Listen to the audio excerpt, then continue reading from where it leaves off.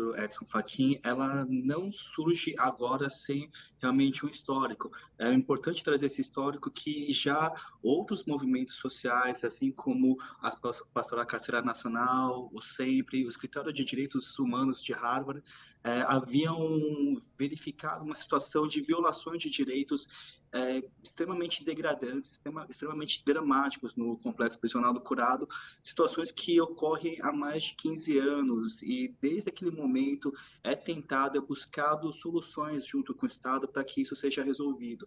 Tantas situações de mortes que realmente vieram a ser reduzidas, mas uma situação, um cenário de superlotação que causa um cenário de degradação das condições de aprisionamento. E então, em 2018, dia 28 de novembro de 2018, aí a Corte Interamericana de Direitos Humanos determinou que o Estado viesse como uma forma de compensação pelo esse estado degradante de cumprimento das penas, viessem as suas penas, as penas das pessoas privadas de liberdade naquele local, viessem a ser computadas em dobro. Então, é uma determinação já da Corte, novamente, de novembro de 2018, já há mais de 4 anos, que o Estado, e aqui quando a gente fala Estado, não só o Poder Executivo, mas também o Poder Judiciário, viessem a implementar essas determinações, também essa do ministro Edson Fachin, como a ausência, o impedimento de ingresso de novos presos no Complexo do Curado, para que isso fosse minorado, para que a situação de violações de direitos fosse reduzida naquele local. Então, uma determinação que já persiste há 4 anos, persiste há muito tempo, e há 4 anos já existe essa determinação para cumprimento. Então, ela vem depois de 4 anos, vem depois de muita resistência do Estado de Pernambuco em cumprir essas determinações. Quando a gente fala em degradação, a gente fala em locais onde as pessoas não têm condições para dormir de pé, deitadas, não existe cama, as pessoas muitas vezes têm que dormir de pé, não existe uma alimentação adequada, existe um cenário de muita violência contra os presos, existe um cenário de muita insalubridade, de completa degradação na forma de cumprimento da pena. Então, esse é o cenário todo, o contexto fático, o contexto jurídico, que vem ao final aqui, né, no dia 19, a trazer essa determinação do Ministério de São Fachin. Então, não foi uma inovação, existe todo um contexto de décadas já de abandono do sistema prisional, existem determinações da Corte Interamericana de Direitos Humanos, pela qual o Estado brasileiro voluntariamente se colocou à disposição, se comprometeu a cumprir. Então, existia um comprometimento, um comprometimento do Estado brasileiro em cumprir determinações, mas novamente, 4 anos se passaram e não havia cumprimento, razão pela qual o ministro Edson Fachin veio a determinar. Não, mais um pontinho só, desculpa ser um pouco mais, me alongar um pouco mais, o objetivo não é simplesmente desafogar o sistema prisional. A ideia aqui é reduzir ao cenário de violações de direitos e não exatamente desafogar o sistema prisional do Complexo do Curado. Doutor Michel, essa determinação, existem determinações semelhantes para outros estados da federação ou é uma coisa exclusiva aqui para o estado de Pernambuco? Essa pergunta é bem interessante, eu vou até depois complementar com uma outra informação. Essa determinação da Corte Interamericana aqui para o Complexo Prisional do Curado, ela foi emitida em 28 de novembro de 2018. 2 dias antes, em 26 de novembro do mesmo ano, foi emitida uma determinação com o mesmo teor para o Estado do Rio de Janeiro, para que seja aplicado como em dobro às pessoas privadas de liberdade no Instituto Penal Plácido de Sá Carvalho, no Rio de Janeiro.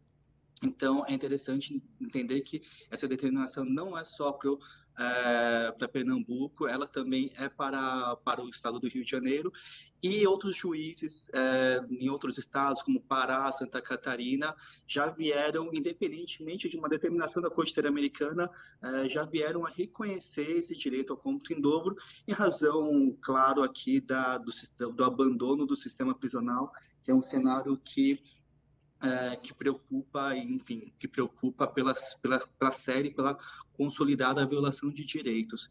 Se me permite aqui só, acho que é uma informação importante para sempre trazer para a sociedade, fazendo um paralelo com a do Rio de Janeiro, a situação do Rio de Janeiro.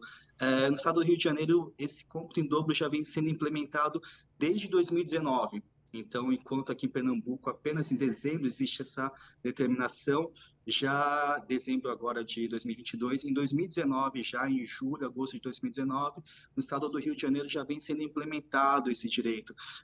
E no estado do Rio de Janeiro, mesmo com a implementação deste direito aqui, a gente não verificou, o próprio dados do próprio Tribunal de Justiça do estado do Rio de Janeiro, não se verificou um aumento da criminalidade pela implementação desse direito. Uma situação, acho que dado bem importante e sempre trazer sobre, acho que a preocupação de todos sobre a segurança pública no Estado. Doutor, quem é que vai ser alcançado por essa decisão? Serão todos os presos, uma parte? Existe preso apenado por algum crime que não vai ser alcançado por essa decisão? Como é que vai funcionar isso? Ou como é que funciona, já que é uma coisa que já é implementada? A gente tem esse direito aqui acho que em primeiro momento é para as pessoas que se encontram presas, privadas da sua liberdade no complexo prisional do Curado, ou as pessoas que já passaram pelo Curado. Então, primeiro esse grupo, então não é para todas as pessoas que estão presas no estado de Pernambuco. Quanto à natureza do crime, quanto ao crime que eles vieram a cometer, existem dois blocos aqui, dois grupos de aplicação distinta do cômputo em dobro.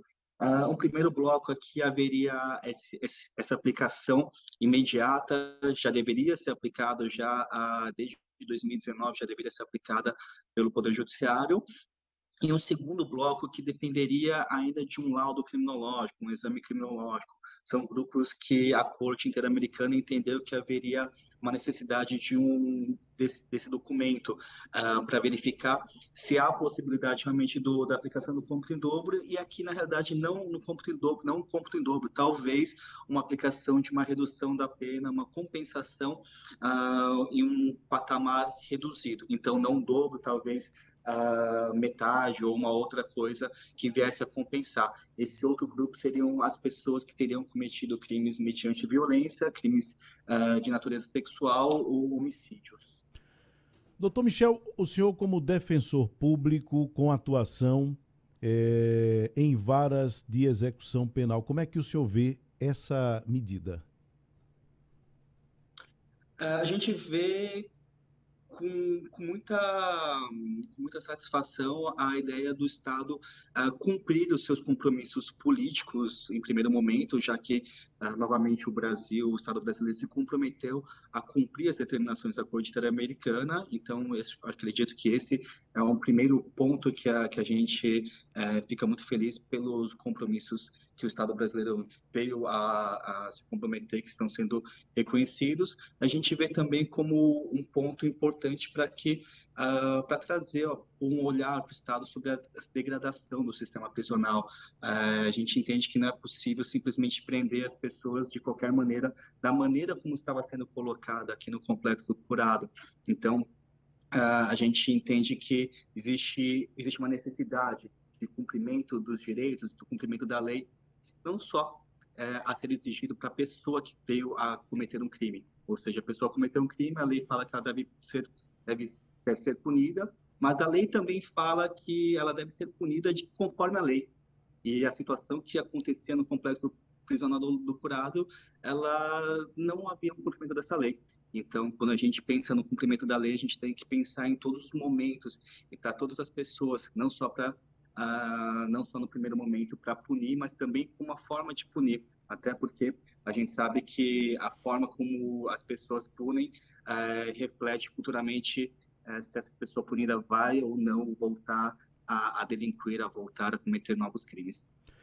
Bom, possivelmente o complexo do Curado é a unidade ou reúne as unidades onde a situação deve ser a mais degradante, a mais difícil, a mais grave. Mas certamente as outras unidades espalhadas pelo estado de Pernambuco enfrentam alguma situação semelhante. Há alguma expectativa da Defensoria Pública de peticionar no sentido de que as outras unidades também adotem ou passem a pelo menos considerar adotar o que está determinado para o Complexo do Curado, doutor Michel? Existe realmente, não é acho que só no estado de Pernambuco, já existe posicionamento no Supremo Tribunal Federal, numa ação, na arguição de descumprimento de preceito fundamental 387 pelo STF, onde foi afirmado, foi reconhecido que o Estado brasileiro encontra-se no que a gente chama de um estado de coisas inconstitucional, o sistema prisional. Isso porque existe uma violação de direitos sedimentada no sistema prisional brasileiro, pelo menos não em todos os estabelecimentos prisionais, em sua maioria. Existe a necessidade de adoção de diversas medidas para que esse estado de descumprimento da lei, descumprimento da Constituição, venha a ser afastado. O cômputo em dobro, no primeiro momento, ele depende de uma determinação da Corte Interamericana, mas acreditamos que existem outras medidas, existem outras soluções que podem ser adotadas não só mediante provocação da Defensoria Pública, mas por um gesto político, por vontade política, por uma atenção do Estado para que esse cenário venha a ser reduzido, esse cenário de violação de direitos venha a ser reduzido. Então, no primeiro momento, a gente tem estudado, na realidade, agora sobre o cômputo em dobro, outras medidas, na realidade, de implementação, como é que a gente vai trabalhar na sua implementação. A gente sabe que existe uma repercussão muito grande quanto ao cômputo em dobro, não só pelo direito, mas pela quantidade de pessoas que vão ser alcançadas por ela, e isso exige uma organização da Defensoria Pública para sua aplicação. Isso a gente pensa no primeiro momento em aplicar, verificar, viabilizar o reconhecimento desse direito para as pessoas pessoas objeto desse habeas corpus aqui do Ministério São Joaquim, para depois, eventualmente, podermos estudar outras medidas para o resto da população carcerária, visando sempre uma adequação legislativa, uma adequação do direito da lei aos estabelecimentos prisionais do Estado de Pernambuco. Há uma ideia, doutor Michel, de quantos apenados seriam alcançados por essa medida? Esse número aqui é realmente bem delicado da gente encontrar. Na verdade, a gente tem um número, acreditamos que essa medida pode ser alcançar cerca de 6 mil presos que já se encontram no complexo curado, mas que talvez alcancem mais pessoas. Isso vai depender muito de alguns outros fatores que a gente está tentando levantar junto com a Secretaria de Ressocialização, junto com outros atores do sistema de justiça. Neste primeiro momento, a gente não tem esses dados. Na realidade, eu trouxe até aqui um primeiro dado de 6 mil presos do curado, mas isso também não vai se aplicar a todos eles, porque nem todos eles se encontram já condenados. Esse é um outro ponto. As pessoas que não têm condenação, que respondem ao processo sem a comprovação da sua culpabilidade, da sua culpa, não há certeza que serão beneficiados. O benefício, esse direito só é aplicado às pessoas que estão efetivamente condenadas por algum crime e se encontram com o complexo prisional do curado. Então, como nem todos lá que se encontram lá estão condenados, nem todos isso é aplicado. Então, isso é um dado bem delicado da gente trazer. Acho que a gente está pesquisando, a gente está tentando levantar dentro da base de informações que a gente tem, juntamente com a Secretaria, juntamente com os outros atores do sistema de justiça, para fazer esse levantamento. No momento, a gente não tem esse dado. Doutor Michel Nakamura, muito obrigado pela sua participação, muito obrigado pelos seus esclarecimentos aqui no programa. Ótimo, obrigado pela oportunidade, obrigado pela oportunidade de trazermos esses esclarecimentos. Boa tarde para vocês e para todos os ouvintes.